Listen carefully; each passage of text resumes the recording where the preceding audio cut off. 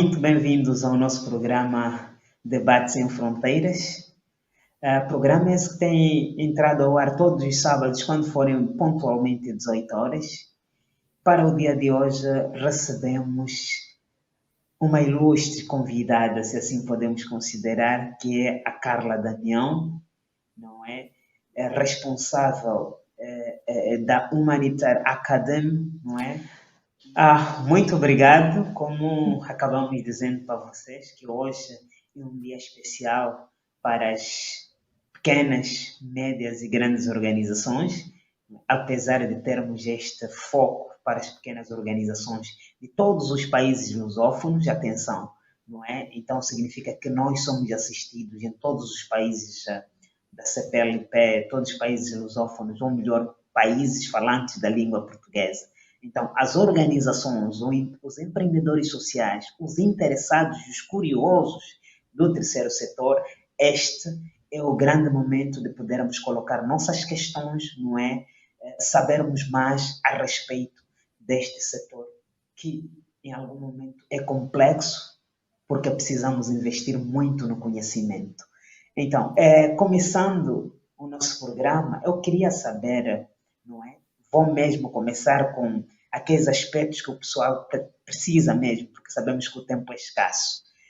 Quais são os maiores desafios de gerenciamento de projetos, né, na atualidade? Os maiores desafios de gerenciamento de projetos. Eu acho que o principal desafio é sempre a captação de recurso. A captação de recurso é o grande desafio e também a dificuldade, é o grande core, né, para onde a organização está sempre se direcionando. Ela precisa prestar atenção, ela precisa colocar energia nisso, mas, ao mesmo tempo, ela também precisa executar o projeto. Então, a captação do recurso hoje acaba sendo o que mais trazem para a gente, o motivo das organizações estarem buscando também uma melhor certificação, capacitação, porque os investidores cada vez mais exigem coisas diferentes, né, complexas. Quando você vai aplicar para um edital de uma organização internacional, ela vai te pedir uma determinada linha de pensamento para mostrar que aquele projeto é bom para acontecer. Se você vai fazer isso para o governo local, é completamente diferente o que eles pedem, né? O que você precisa demonstrar. Então, essa questão de ter que colocar tanta energia antes do projeto acontecer, né? Só para desenhar, para mostrar, para explicar, para projetar antes do projeto acontecer, antes de ter recurso para ele acontecer, tem sido, atualmente, o maior desafio do empreendedor social e de quem trabalha com projetos sociais. E é por isso que também é tão importante você ter esse conhecimento, porque tudo que você domina é fácil. Difícil é aquilo que você não tem conhecimento. Quando você tem o conhecimento, quando você já fez 1, 2, 3 vezes, vai ficando cada vez mais fácil. Então, é importante ter esse conhecimento, dominar essas ferramentas de desenho de uma forma mais ampla, para você não ficar sempre tendo que recomeçar a cada edital, né? A cada edital você tem que repensar tudo de novo.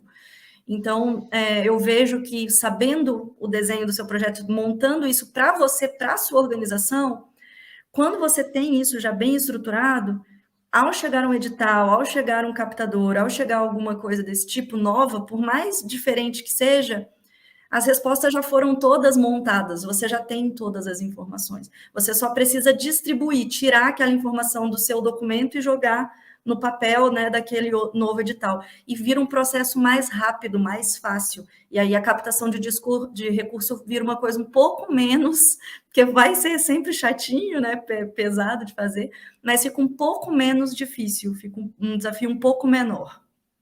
Uhum. Ótimo. Né, capturando esse seu fio de pensamento, a gente percebe que existem diversas ferramentas que são usadas, não é, para esta questão de gestão de projetos, essa questão de captação de recursos. Existem diversas ferramentas, mas será que existe no meio de todas essas ferramentas uma que achas que é mais simples, eficaz e apropriada para pequenas organizações? Sim, existe uma ferramenta que ela A mais simples, se eu tiver que dizer, tem uma ferramenta que vocês precisam fazer, todo mundo. Se eu só escolhe uma, teoria de mudança. Essa é a ferramenta mais importante. A teoria da mudança, ela é... Primeiro, deixa eu voltar aqui um pouquinho para eu dar uma contextualizada no que é ferramenta de gestão, o que é gestão, que eu acho que isso é importante, porque algumas organizações, muita gente, né, ainda... mas o que ela está falando? O que é essa gestão de projetos? O que isso significa? Porque é uma palavra meio gestão de projetos, né? O que isso significa? Então, a gestão de projeto é a administração do projeto, coordenação do projeto. Tudo que está relacionado a pensar estrategicamente o projeto, o que vai ser, o que vai acontecer, como eu vou fazer, já passa a ser gestão. Vou colocar um exemplo de um projeto que nem seja social. Você vai fazer uma viagem, projeto viagem. Então, uma pessoa quer fazer uma viagem, quer organizar essa viagem. Aquela viagem você pode chamar de projeto. Então, um projeto social que você vai fazer, ele é tão projetável, ele é tão organizável quanto uma viagem, né? E aí, para você fazer uma viagem, você pode fazer de duas formas. Você pega a mochila e vai, e aí você corre o risco de restaurante estar fechado, você chegar no lugar e não ter o que você queria, ser domingo e as pessoas não trabalhavam naquele dia, gastar mais porque você não sabia o lugar que tinha o melhor custo, né? Corre vários riscos. Você pegou a mochila e foi, a chance de ter muito problema é muito grande. O que você faz para evitar isso? Você planeja antes, você para antes da viagem e fala, não, eu vou gerenciar. Então, a mesma coisa é o projeto. As ferramentas de gestão são coisas que te ajudam a pensar tudo que pode acontecer num projeto social antes dele iniciar e depois também para continuar monitorando e cuidando. Mas uma grande parte do conhecimento de gestão vem antes do projeto começar, que é você, antes da viagem, parar e falar, tá bom, para onde eu vou, né? Qual projeto eu quero fazer? Por que eu quero fazer? Quanto tempo ele vai durar? Qual é o meu público-alvo? Quanto ele custa? Se aumentar o meu público, quanto ele custa por pessoa ou não é por pessoa? O que é? Como eu desenvolvo? Como eu compreendo, né, os custos do meu projeto, o tempo do meu projeto, a equipe necessária? Então, né, esse pensamento, ele vai do mais simples, que é você só saber, uma viagem, para onde eu vou, quanto eu vou gastar, onde eu vou ficar, o que eu quero ver, né? Simples, até algo mais complexo. De manhã, o que eu vou fazer? De tarde, de noite, quais os lugares que tem? Você pode, desde o mais simples, né, uma ferramenta de gestão simples de planejamento, até uma bem mais complexa. A mesma coisa para o projeto social. Então, indo para a sua pergunta, a teoria de mudança, ela é uma ferramenta que ela te ajuda a pensar estruturalmente o projeto. A gente chama teoria de mudança por quê? Vocês podem ir no Google procurar isso, que tem bastante coisa no Google sobre isso, sobre a teoria. O nome é teoria de mudança porque é justamente o que eu quero mudar. Qual é a minha teoria de mudança? Né? É um projeto para ajudar mães a poderem deixar seus filhos numa creche para que elas possam ter autonomia para trabalhar? Então, o meu projeto é uma creche, mas o meu impacto, a minha teoria de mudança é a mãe. Não é necessariamente, né? Eu vou ter que colocar energia na parte das crianças, do recebimento da creche, mas o meu foco é verificar se essas mães realmente estão conseguindo sair para trabalhar. Então, pensar estruturalmente, o que eu vou fazer, como eu vou fazer, a teoria de mudança é a ferramenta que faz isso. Por quê? Ela te faz algumas perguntas. Ela pergunta qual é o impacto que você quer gerar. Quando você... Parece simples, mas às vezes a gente nunca parou para pensar nisso. Eu conheço muitas organizações que elas começam a fazer uma coisa e de repente elas estão fazendo várias coisas e elas já não sabem mais o que é a finalidade mesmo. Nesse caso da creche, é muito comum você encontrar alguém que iniciou, falou, não, eu vou montar esse projeto aqui do lado da minha casa, vou receber as crianças dessa comunidade, para que as mães possam ter esse tempo para trabalhar. Aí, com o tempo, vem alguém e pergunta, mas olha, meu filho está precisando também de um contraturno, de vir aqui, né, no horário da tarde para fazer esporte. Vocês podem fazer? Ah, tá bom, vamos fazer esporte. Mas vocês também não podem contratar as próprias mães? Aí, não, então vamos colocar a empregabilidade da mãe. E se eu deixar meu currículo? Então pode deixar. Aí aquela creche que tinha um objetivo, ela passa a fazer tanta coisa que ela já não sabe mais o que ela está fazendo. Ela está fazendo qualquer coisa. E quando você não sabe qual é o seu objetivo, por onde começar, primeiro, para captação de recurso é impossível, porque nessa apresentação a primeira coisa que vão perguntar é qual é o seu impacto, o que você está buscando. Se você perdeu isso, se você não, é tal coisa, mas a gente também faz isso. Calma, qual é o seu impacto? De novo, e isso é uma coisa muito importante. Por mais que a gente queira abraçar o mundo, a gente não consegue abraçar o mundo.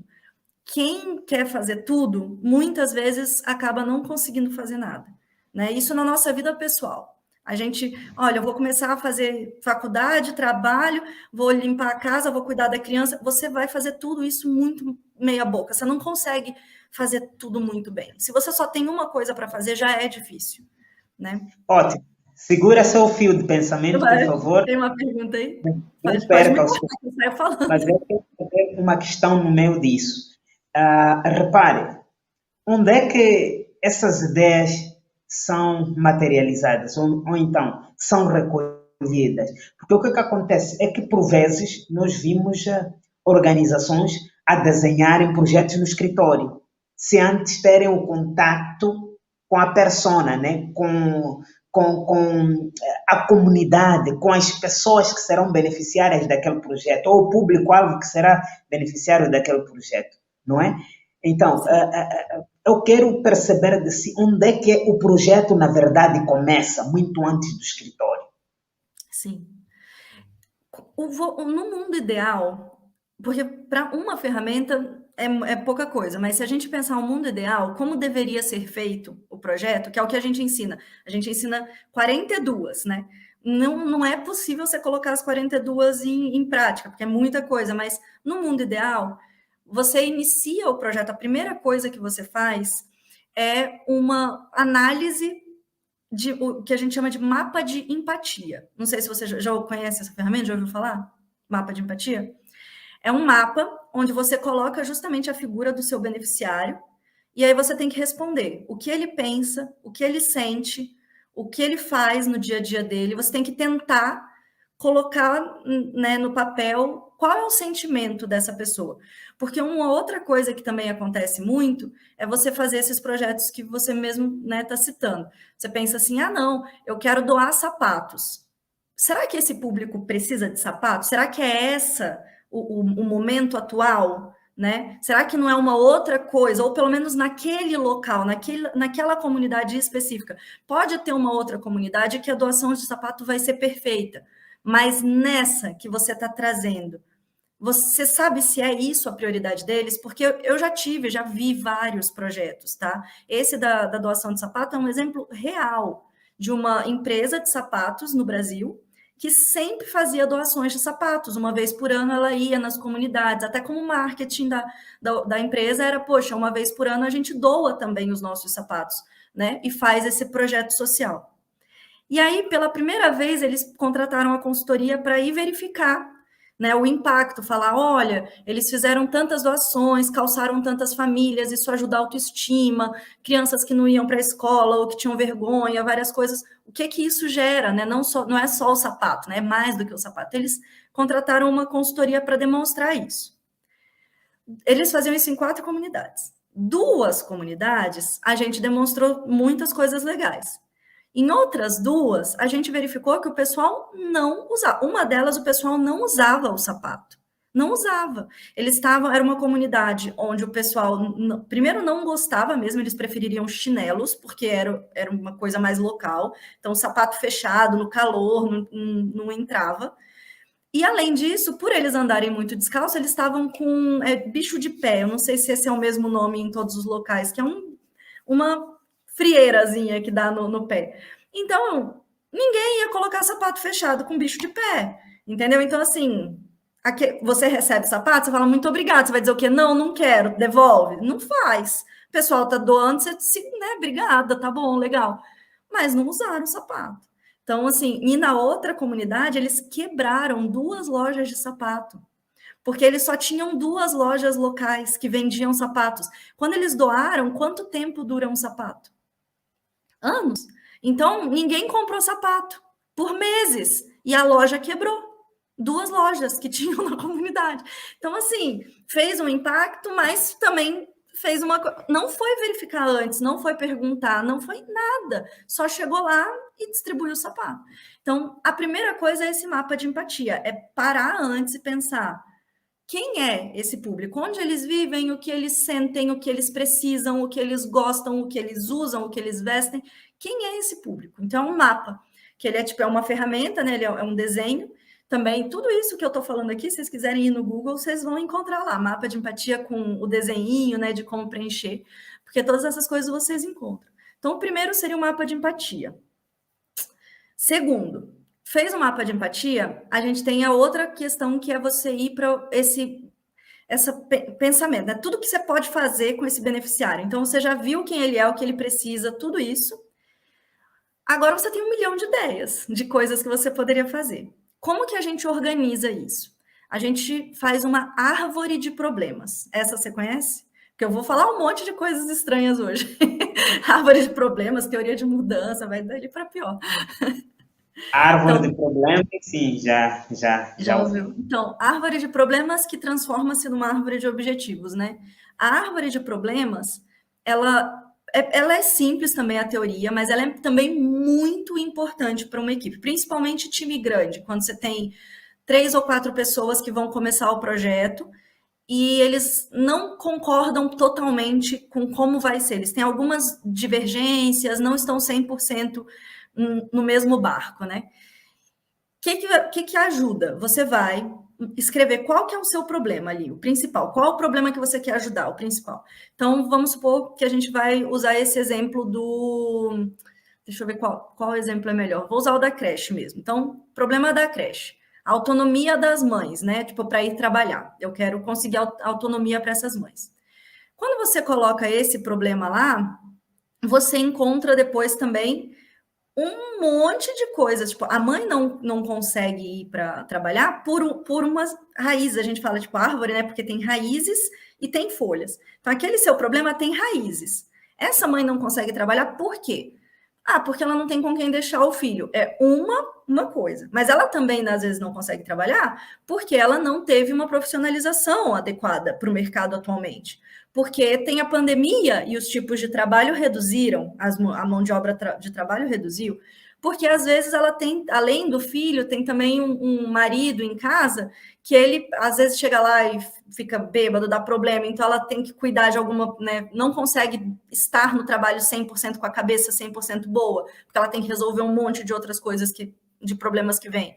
Ou realmente chega bêbado e bate nela, e daí ela não tem condições de trabalhar. E são muitas raízes para essa pessoa que pode estar acontecendo para que ela não, no final do dia, não consiga essa autonomia para ir trabalhar. E aí você fala, ok, tem tudo isso aqui acontecendo. O que eu posso fazer? Onde eu posso agir? Mas eu também estou ciente que tem tudo isso aqui acontecendo, né? Então você senta com seus amigos, com as pessoas que vão trabalhar com você e fala, cara, eu sei, eu tenho consciência de que eu não vou conseguir ajudar em tudo isso, que vai vir mãe aqui, que vai deixar o filho comigo e ela vai continuar não encontrando emprego, porque não é só o filho. E aí, vocês entendem que a gente vai, mas a gente vai escolher esse projeto. Com esses outros problemas, a gente não consegue. Outra pessoa pode estar trabalhando, né? A gente vai encontrar um parceiro, vai indicar, por exemplo, para essa mãe. Se ela chega e fala, ai, eu continuo sem conseguir o emprego porque está acontecendo outra coisa, eu tenho outras coisas acontecendo. Olha, eu conheço essa outra organização que pode te ajudar com currículo, com questões de base, com a violência doméstica. Então, você entrega esse outro problema para um outro responsável. Então, você olhou na árvore, você escolheu aquele problema que você pode atuar, mas você também demonstrou para todo mundo que está na equipe que tem mais coisa. E está todo mundo ciente disso. E que você não é capaz de agir em tudo. Se você começar a agir em tudo, você vai se perder. E aí você precisa transformar essa árvore de problemas em uma árvore de objetivos. Claro, né? isso faz sentido, na verdade. O que nós notamos nas pequenas organizações aqui é mais ou menos isso. Faz sentido. Repare, que tu encontras, né, numa organização e parece que toda a tarefa é do presidente da associação, neste caso, se for uma associação, né? Toda a tarefa tem sido do próprio presidente. Por quê? Porque, se calhar, a equipe dele não tem preparo. Por isso essa ligação. Não sei se lembras que a primeira coisa que eu disse para ti, neste movimento idealista que estamos a criar aqui em Moçambique, não é? Onde temos diversas organizações, a primeira coisa que a gente fez é esta, busca de conhecimento, não é? Busca de conhecimento é a primeira coisa.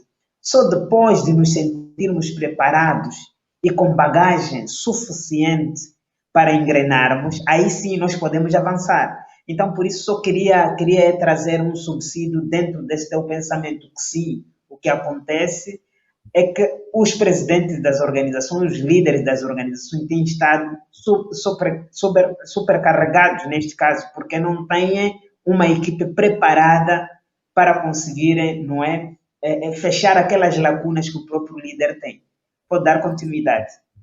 Sim, e esse presidente, se ele faz essa árvore, ele pode convidar e falar, pessoal, vamos aqui, uma forma da gente sentar junto e estar alinhados, né? Vamos montar juntos a nossa árvore de problemas. Vamos, né? Põe uma cartolina numa mesa e pega post-it, vai colando assim e fala, vamos lá. Qual é o problema central que a gente quer resolver aqui? Então, a gente quer resolver a questão de doação de alimento, né? A chegada do alimento em uma comunidade que é muito longe, por exemplo.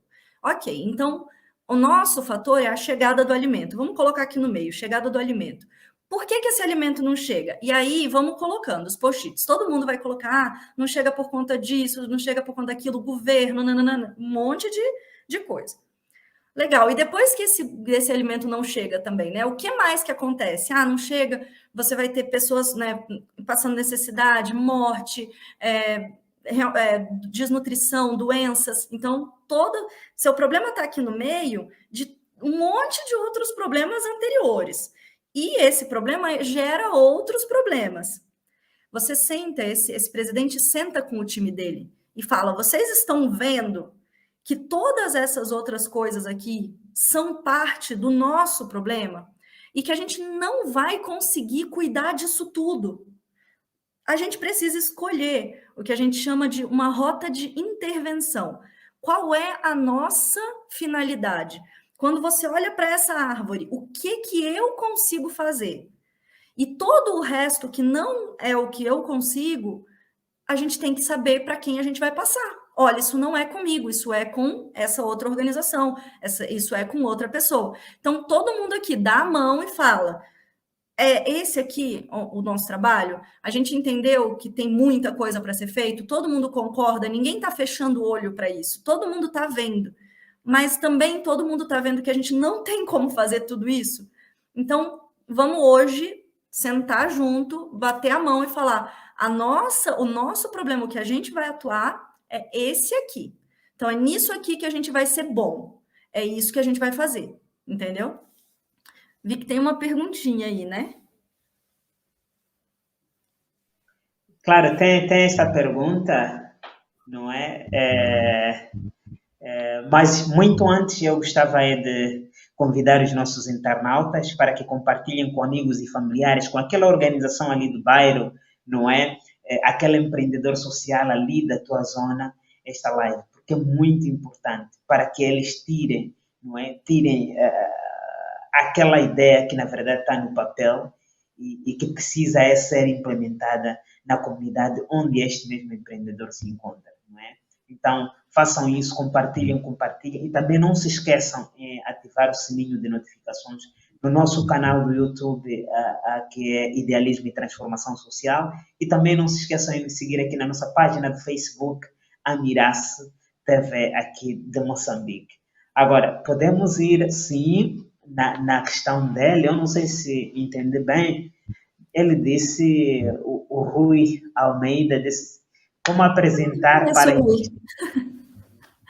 investidores e lideranças, que a forma como fazer vem quem detém a metodologia e não o que querem fazer por força ou achar que tem que ser deste jeito. Não sei se conseguiste perceber a questão. Eu acho que sim. Acho que ele está perguntando, por exemplo, o investidor fala para você, muito legal essa ferramenta, mas não é assim, vai ter que fazer de outro jeito, né? O que você faz para mostrar para essas pessoas que precisa ter uma coisa anterior, né? Ter uma outra, ter uma metodologia fechada e boa para fazer. A primeira coisa que você faz é falar para ele que ele está investindo em uma coisa que você vai poder demonstrar para ele que está indo bem. Se você não tem metodologia, como que você vai dizer para ele próprio, para esse investidor, que tudo aconteceu da melhor forma possível, conforme foi projetado, conforme foi esperado? Então você tem que dizer para ele, olha, se você não investe na gestão, se a gente não tem o dinheiro para fazer essa gestão, para fazer esse monitoramento, para fazer o desenho, para montar, como que eu vou te entregar esses documentos para demonstrar, olha, foram tantos sapatos para tantas famílias, isso aconteceu dessa forma, de tanto em tanto tempo, foi projetado e foi alcançado, ou foi maior ou foi menor do que o que a gente esperava.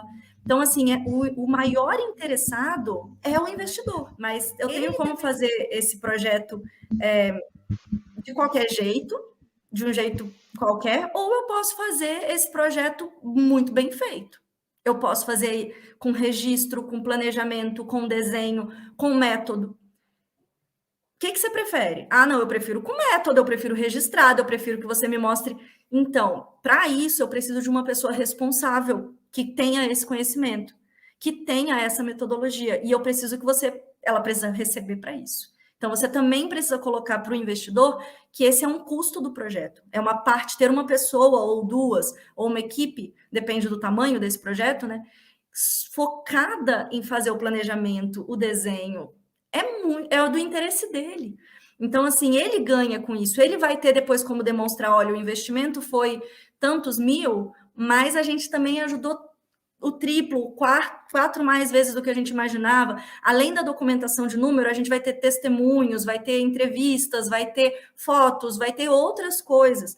A gente tem um planejamento explicando detalhadamente o que é o projeto. A gente vai ter relatórios mostrando como que isso está, como que está o andamento. Então, o maior interessado é o investidor. Você tem que, né? O ponto é falar para ele, cara, você tá mais interessado nessa metodologia do que eu. Então, vamos, né? Eu preciso de alguém para fazer isso. Acho que faz sentido para vocês? Queria que alguém desse o likezinho se vocês acham que faz sentido. Sim, ele disse isso mesmo, não é? Significa que não é, ficou satisfeito com a pergunta, aliás, com a resposta. E também tem quais são as ferramentas que vocês trazem nos cursos que ministram para esta gestão eficaz de projetos sociais. Esta é a primeira questão, não é? Essa é a primeira questão. E queríamos saber se vocês têm, dentro do vosso pacote de formações, se têm esta parte da mentoria, não é? Para os estudantes ou os alunos que passam pela academia. Legal. Então, a gente ensina 42 ferramentas no total, que vão justamente desde o desenho, né? Você vai fazer como se fosse um processo. Começou o projeto, o que a gente faz? Aí vai falar desse mapa de empatia, vai falar sobre a árvore de problemas e objetivos, teoria de mudança, marco lógico, cronograma, né? Um cronograma de projeção só para fazer entrega de editais. Fala sobre como apresentar um projeto social, um business plan, né, para mostrar, para vender esse projeto. E aí, depois que o projeto começou, toda a parte de planejamento, cronograma, montagem da equipe, como que você verifica, talvez prever alguns riscos do projeto, né, faz uma projeção de riscos, já monta o que você pode fazer com esse risco depois, como atualizar a equipe, planilha de comunicação, quais serão as comunicações a cada semana, mensal. Então, todo o planejamento pode ser anterior ao projeto, né, que você já pode fazer antes do projeto começar. Depois, execução do projeto, aí todas as outras coisas que você pode durante a execução, então, o monitoramento, se você vai fazer um monitoramento contínuo de impacto, se você vai trabalhar com um projeto de melhoria, se você vai trabalhar com método ágil de monitoramento, que é a novidade, né, que a gente fala hoje, que é você conseguir fazer um planejamento de curto prazo, não ficar planejando o ano inteiro, planejar de forma mais curta com a equipe. Então, todas essas ferramentas possíveis que você poderia usar para fazer o monitoramento e a avaliação desse projeto social. E depois o encerramento, que é o relatório de fechamento, o relatório de impacto, os sucessos e os desafios que ocorreram para que você possa, no próximo ano, fazer um projeto cada vez melhor, né? Cada vez que fechar um ciclo, você iniciar um projeto melhor. Então, a gente vai ensinar tudo isso, assim, começou o projeto até o final. E os alunos, eles não é palestra, assim, né? Não é que nem aqui que eu tô falando, deu uma hora que você já começa a ficar, ai, gente, teoria de mudança, eu já tô ficando doido. A gente tem, o professor, o curso, ele é feito para você aprender fazendo. Então, ele ensina um pouquinho, aí ele pergunta para a turma alguma coisa, que é para a turma trazer. Então, ele escolhe alguns alunos para os alunos falarem, explicarem também. Então, ele faz alguns jogos de perguntas, de coisas, e depois ele vai para a prática. Então, vamos montar essa teoria de mudança. Então, os alunos entram num outro softwarezinho, que já está tudo pronto ali para eles, e eles vão montar esse projeto, um projeto que eles tirem da cabeça deles, um projeto real, e eles começam a trabalhar nesse projeto até o final do curso. Então, é uma teoria com prática, onde eles saem de lá se sentindo, pô, eu sei fazer isso, eu coloquei, né, eu fiz lá no curso, eu fiz a primeira vez. Claro que depois, na hora, você vai lá, ai meu Deus, tô com dúvida, tô com um probleminha. Mas a experiência você tem, então você vai ter apostila, vai ter, né, várias coisas para depois você relembrar, não perder aquele conteúdo. Mas a ideia é essa. E a gente faz uma mentoria, né, monitoria ou consultoria, se o aluno quiser depois. Assim, a gente tem, principalmente o governo aqui no Brasil, já contratou a gente para fazer o planejamento deles. Então, eles vão e pedem, Carla, a gente quer montar esse marco lógico do Ministério, é gigante, e então a gente precisa de alguém para ajudar a gente a fazer isso rápido. Aí a gente vai, entra com o time deles e faz também no ambiente virtual, monta todo o planejamento junto com eles, né? A gente fala de mãos dadas ali, termina junto, fala, tá pronto, agora pode implementar. A gente faz isso também. Mas esse outro trabalho, geralmente, você manda por e-mail ou pergunta, a gente conversa e faz. O mais comum, né, o que a gente faz mais, a venda mais rápida, acontece com mais frequência, é o curso, que é você ir lá e fazer a aula mesmo. Ótimo. Ótimo. Agora, também nós queremos sempre saber alguns aspectos que são importantes no seio das organizações, principalmente as organizações da África lusófona. Agora, como é que vocês direcionam, não é? Como é que direcionam? Será que vocês dão uma técnica, por exemplo, ou vocês têm uma base de dados com algumas fundações, algumas instituições internacionais que também fazem como é que financiam projetos internacionais? Será que vocês trazem isso também? Essa questão de dar uma visão para eles, não simplesmente uma visão localista, mas uma visão mais ampla. E essa é a primeira questão. Será que trazem também alguns aspectos sobre, né, financiamentos alternativos de projetos? Traz-nos um pouco sobre essa situação.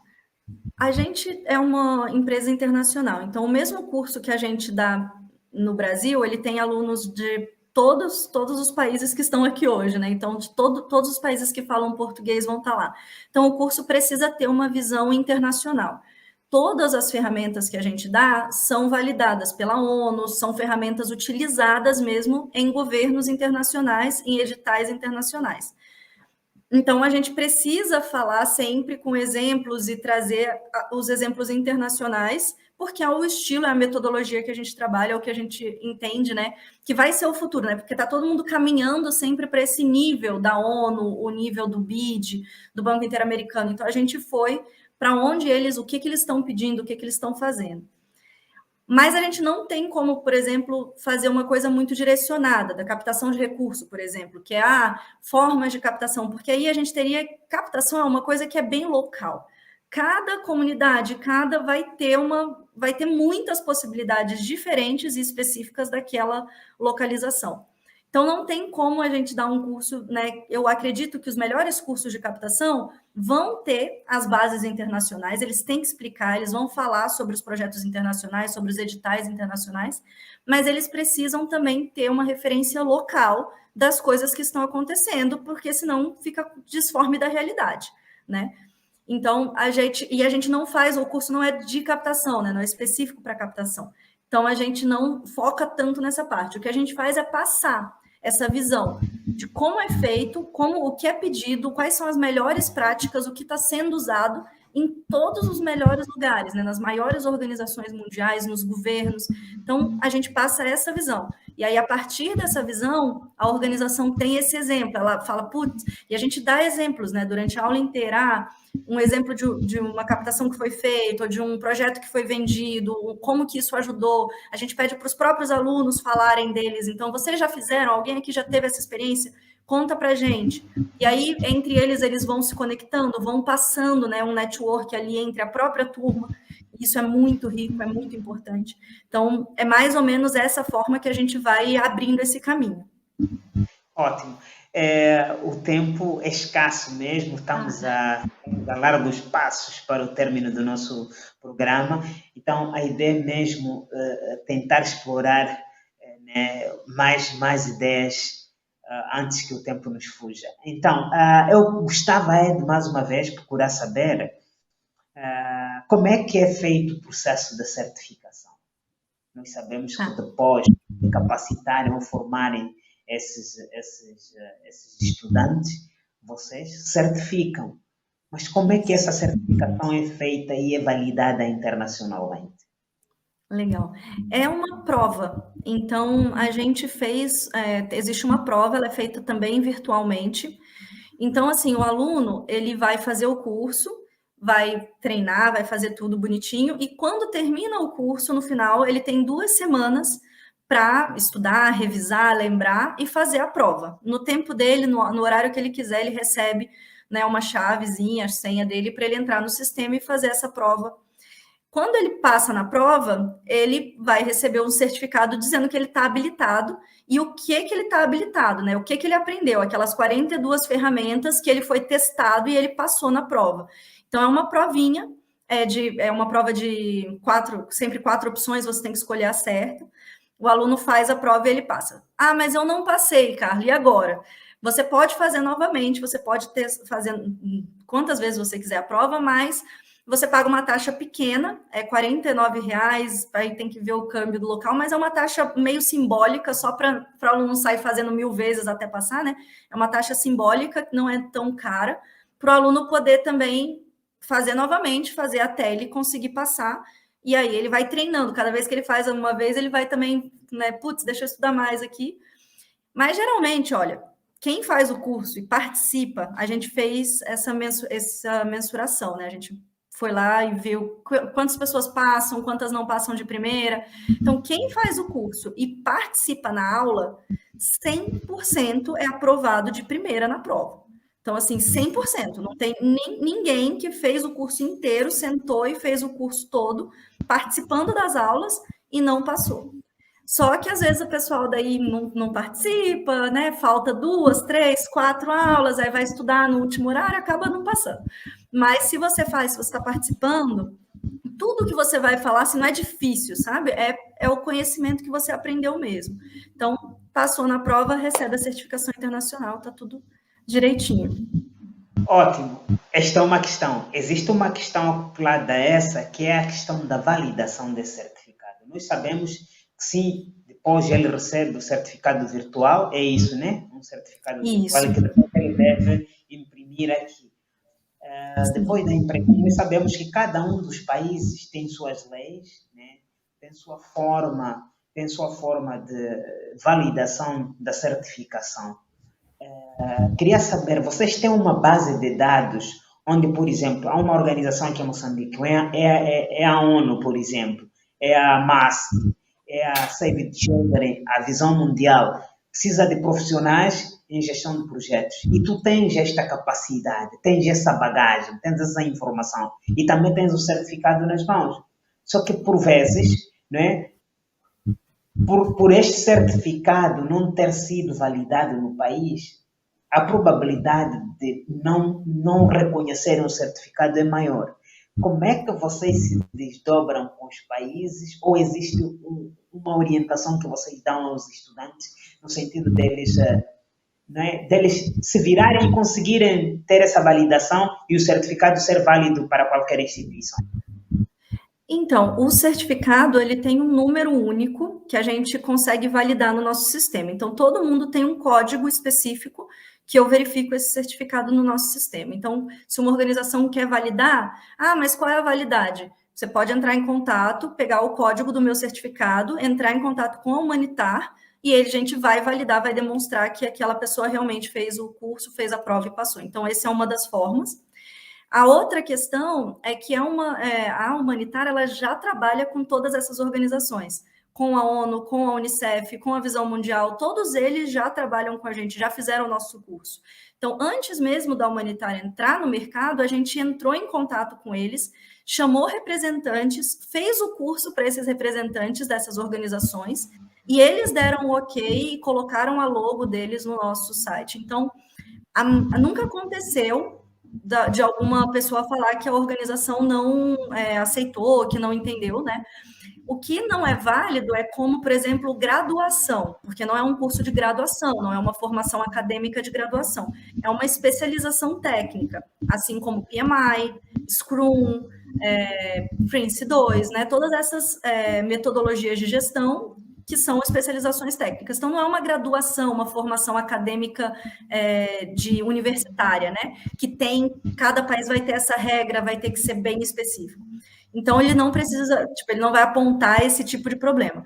Mas, se, por exemplo, o aluno quer, preciso desse certificado traduzido para o inglês. A gente traduz ele para o inglês e coloca a língua de referência da prova e envia ele em inglês, em espanhol, na língua que o aluno precisar.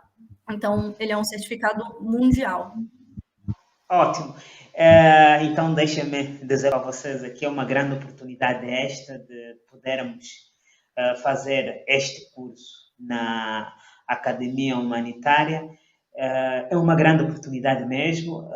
Já temos aqui informações que eles têm uma base de dados onde existe um código e também são parceiros dessas todas as instituições internacionais que financiam projetos em todo o mundo, na verdade. Então, esta é uma grande oportunidade para todos os países lusófonos e não só. E eu queria fazer mais uma outra questão. São questões interessantes. Estou muito preocupado com essa questão da metodologia de ensino que vocês trazem, porque isso é importante para os nossos líderes perceberem a seriedade desta mesma instituição, não é? Estamos a falar de gestão de projetos. Gestão de projetos é uma área, né, complexa, uma área, como eu dizia, que é necessário investirmos no conhecimento para isso, não é? Sabermos quais são os softwares que estão aí atualizados, porque só assim podemos conseguir esses pilares. Então, tenho duas questões. A primeira questão, como é que o curso é feito, efetivamente? Sabemos que é online, sim, mas será que existem assim, interações presenciais? Estamos aqui a conversar, não é? Será que existe esta forma de receber aulas ou é 100%, não é? EAD, simplesmente na plataforma onde a gente faz a prova verdadeiro ou falso, sim ou não, etc., como acontece com muitas outras instituições. Não, é um curso bem ao vivo. Ele não tem presencial, né? Assim, você não vai fisicamente para nenhum lugar, mas a aula é ao vivo, aos sábados. Então, o aluno vai estar lá aos sábados com o professor, todos eles com a câmera aberta, conversando, microfone aberto, como uma sala de aula. E o professor, olha, a cada 5 slides tem uma pergunta de interação. Então, assim, não é uma aula que o professor vai ficar falando. Ele vai falar um pouquinho, olha, árvore de problemas. Aí vai vir um slide falando interação. E aí ele vai perguntar, tem alguém aqui que já fez? Ou algum de vocês pode me explicar um pouquinho sobre a árvore que eu acabei de falar? Me dá um exemplo prático? E aí, abre seu microfone e fala comigo, entendeu? Então, assim, a turma está o tempo inteiro falando, conectando, faz os exercícios, como eu falei. Então, eles entram numa plataforma do Zoom, é pelo Zoom mesmo que a gente utiliza. Então, eles entram pelo Zoom. E aí, na hora, tem um momento, por exemplo, de exercício. Vai todo mundo fazer a teoria de mudança. Eles saem daquela sala, sabe aquela sala privada que tem do Zoom, que o Zoom separa as pessoas? Então, eles entram numa sala privada, vários grupos, e os alunos nos seus grupos vão ter lá o software e eles vão escrevendo o projeto deles, pensando. E aí o professor vai entrando de sala em sala e vai conversando. E aí, o que vocês fizeram? Deixa eu ver se está certinho. Não, ó, isso aqui não é exatamente como você colocou. Então, ele vai passando nos grupos. Aí fica 45 minutos, às vezes 1 hora, e aí ele sai desse grupo e aí volta para o formato de aula normal. Então, é uma aula bem, assim, expositiva para fazer mesmo, sabe? Não é essa palestra, essa coisa só falando, não. É uma coisa mais para você chegar no final e falar, não, eu sei fazer isso, eu aprendi, eu consegui fazer, então agora eu sei fazer isso. Ótimo. Muito, muito bom. Eu já tive essa experiência de criação de salas, é uma experiência ótima. Não é como se estivéssemos presencialmente, não é? A trocar ideias, a comunicar, ajuda bastante, é uma metodologia muito eficaz. Agora, uma última pergunta, que na verdade é uma pergunta que nos traz muitos questionamentos. Nós sabemos que hoje as propostas de projeto, se tu quiseres elaborar uma proposta de projeto, tu precisas elaborar a proposta de projeto pensando nos objetivos de desenvolvimento sustentável, não é? Nas ODS. Como é que vocês incorporam, não é, nos vossos cursos essa questão das ODS? Como é que vocês incorporam isso? É que, na verdade, como a gestão de projetos ela não tem uma causa, ela é para todas as causas, a gente não precisa focar numa ODS específica, porque com o conhecimento você vai conseguir fazer um projeto, né, de doação, de creche, de filantropia ou de uma coisa mais estruturada, não tem a necessidade, assim, um direcionamento específico para qual causa, né, qual ODS você tá. Porque a gestão de projetos, ela é esse back, como eu falei, você pode usar ela para uma viagem, você pode fazer um planejamento de viagem muito bem feito, é um conhecimento.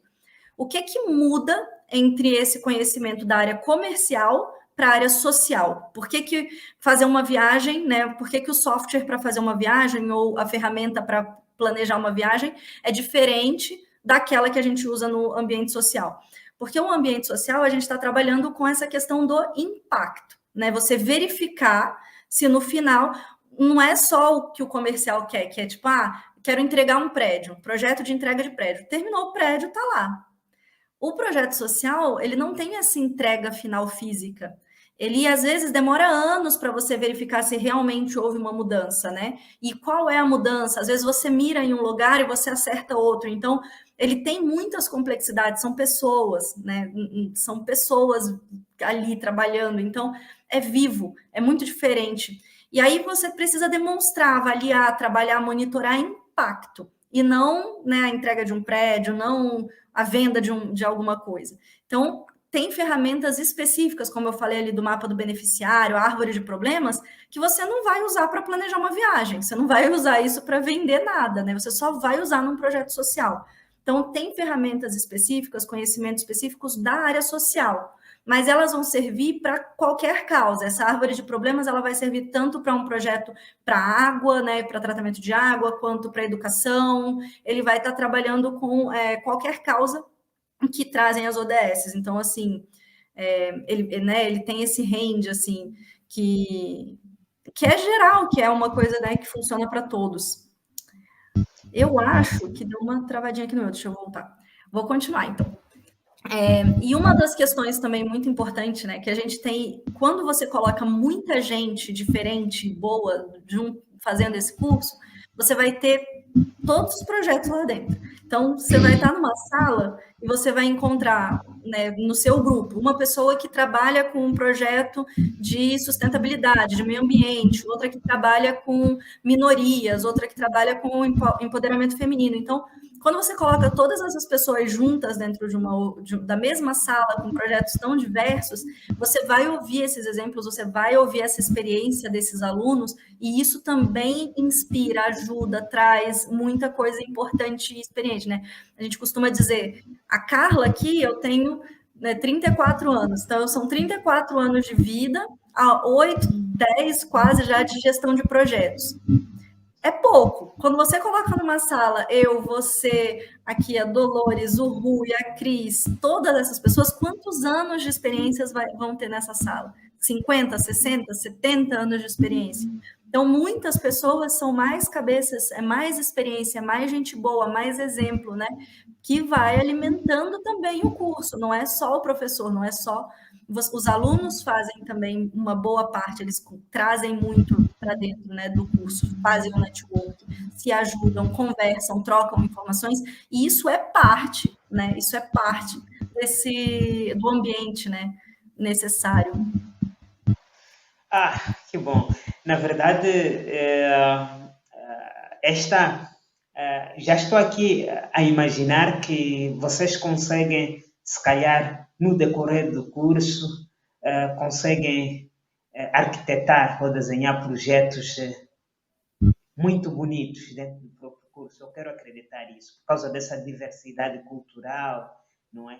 Se calhar os estudantes vão pensando como o outro pensa. Se, por exemplo, dizem, ok, está certo, parece que a proposta do IACITO, não é, foi uma proposta boa. O problema que o IACITO vive na sua comunidade parece ser interessante em nós, como grupo, trabalharmos e transformarmos isso numa proposta de projeto. E quem sabe, direcionarmos essa proposta de projeto a um certo financiador para se implementar. Eu acho que isso é possível acontecer nessas turmas. Então, sim, por isso, muitos parabéns por essa iniciativa que tiveram, não é, por essa visão que a Humanitary Academy tem trazido. Agora, como forma de últimas considerações, o que é que nos diria? Eu gostava que dirigisse essas últimas considerações àquelas pequenas organizações, àqueles líderes, né, gestores das pequenas organizações que não têm tanta estrutura para desenvolverem projetos, não é, macros, ou projetos que sejam mais eficazes por falta de conhecimento. O que é que tem a dizer? Primeiro, eu quero agradecer também, né, já que a gente está finalizando daqui a pouco, eu quero agradecer muito vocês todos que participaram, a oportunidade de falar, eu adoro falar sobre isso. Venham conversar comigo, me chamem, vamos sempre conversar, eu estou muito aberta. Então, agradeço todo mundo, agradeço demais você por estar recebendo a gente, pelo trabalho maravilhoso que você está fazendo aí. E eu deixo aqui como recado, que eu acho que é muito importante, que vocês já fazem muito. Todas as organizações, dentro do seu tamanho, dentro do que... Vocês já fazem muito. Vocês param o seu dia e o governo não consegue chegar onde organizações locais estão. Organizações grandes não conseguem chegar onde organizações de base estão. A organização de base é a voz da pessoa daquela comunidade. Então, as organizações de base, elas são o braço essencial para realmente representar aquele pessoal que está ali naquele local. Então, você tem macro projetos com macro organizações que muitas vezes não vão conseguir essa conexão, esse nível de compreensão que uma organização de base tem quando ela trabalha dentro daquela comunidade. Ela vive aquilo. Então, ela é parte daquilo, é diferente o que ela entrega. Então, é muito importante. Inclusive, eu convido organizações maiores a trabalharem com essas organizações de base como braços. Né? Se vocês têm um macro projeto, por que não contar com essas organizações como braços locais para implementarem, para executar? Essas pessoas já estão lá, já vivem lá, já fazem. Então, contem com elas, puxem esse conhecimento, né? Ao invés de simplesmente incorporar o seu projeto, né? Que você vai ter que estudar tudo de novo, vai ter que aprender coisas sobre aquela comunidade que às vezes já tem organizações lá fazendo, e fazendo bem. E aí você ensina essa pessoa, você traz esse conhecimento para ela, vale muito mais, é até mais barato, é mais rápido, é mais eficiente. Então, esse é um recado muito importante. A gente não precisa a gente fazer tudo. Tem muita gente boa fazendo. Então, a gente pode contar com elas, convidar, ensinar, treinar elas. E aí elas vão fazer esse trabalho lá do tamanho que elas necessitam fazer, do jeito que elas precisam fazer localmente. Isso, para mim, é o recado mais importante. Muito obrigado por nos ter concedido esta maravilhosa entrevista. Gostávamos que ficássemos aqui umas 2, 3 ou 4 horas, porque existe muita coisa que a gente devia conversar, mas de qualquer forma, nós, como a Mirasse TV e o Movimento Idealista, e também o Idealismo e Transformação Social, agradecemos a sua maravilhosa presença, não é? Esta presença que foi um grande aprendizado para as pequenas organizações. Aqui, não é? Algumas organizações não puderam assistir a essa hora, outras vão assistir depois. Então, temos aqui uma relíquia que, na verdade, vamos conservar e que essa relíquia pode servir para os outros. Se calhar, um dia que a gente não estiver aqui no mundo, mas essa informação e será consumida. Chegado aqui, queria desde já agradecer com um imenso carinho todos os nossos internautas que ficaram até aqui e aqueles também que nos assistiram no decorrer desse processo. E queria dizer que eu me chamo Iacito Mohamed Camoedo, idealista, idealizador do projeto Amirace TV, também idealizador deste programa Debate Sem Fronteiras. E digo uma coisa, encontramos-nos no próximo programa e com um convidado diferente. Muito legal. Até Obrigada, sábado. pessoal. Estamos juntos.